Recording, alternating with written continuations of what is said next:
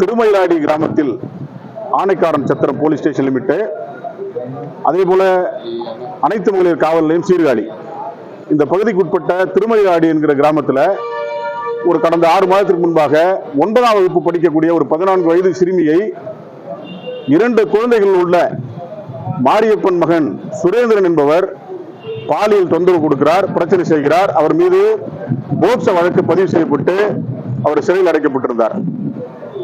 2 நாட்களுக்கு முன்பாக 18ஆம் தேதி இரவு ஒரு 1:30 மணிக்கு திரும்பவும் அந்த பக்கத்து வீட்டில், அந்த பெண்கள் இருக்கிற அந்த பக்கத்து வீட்டில் சென்று அந்த பெண்ணுக்கு ஒரு கடுமையான ஒரு பாலியல் தொந்தரவை கொடுத்திருக்கிறாங்க.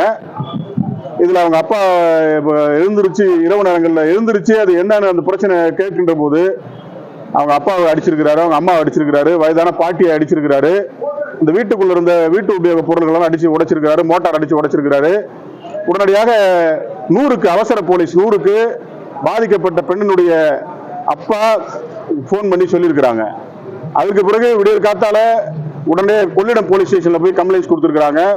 கொள்ளிடத்தில் இருக்கக்கூடிய காவல் நிலைய அதிகாரிகள் நீங்க போய் அனைத்து மகளிர் காவல் நிலையத்தில் சீர்காழியில் போய் கொடுங்கன்னு சொல்லியிருக்கிறாங்க.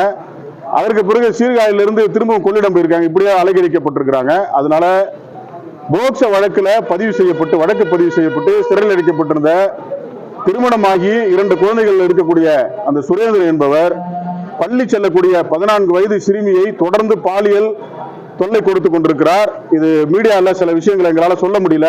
ஒரு கடுமையான பிரச்சனைகள் அங்கே நிலவி கொண்டிருக்கிறது. காவல்துறை அதிகாரிகள் பாதிக்கப்பட்டவரை அலையடிக்கிறாங்க அப்படிங்கிற ஒரு விஷயத்தை இன்றைக்கு மாவட்டத்துடைய ஆட்சியர் அவர்களிடத்துல மனு கொடுத்திருக்கிறோம். உடனடியாக இது நடவடிக்கை எடுக்கப்பட வேண்டும்.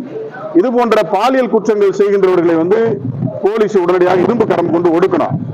தொடர்ச்சியா இது நடந்து கொண்டே இருக்கிறது. காவல்துறை வேடிக்கை பார்ப்பதை எங்களை போன்ற சமூக ஆர்வலர்கள் பொறுத்துக் கொள்ள முடியாது என்பதை தெரிவித்துக் கொள்கிறோம்.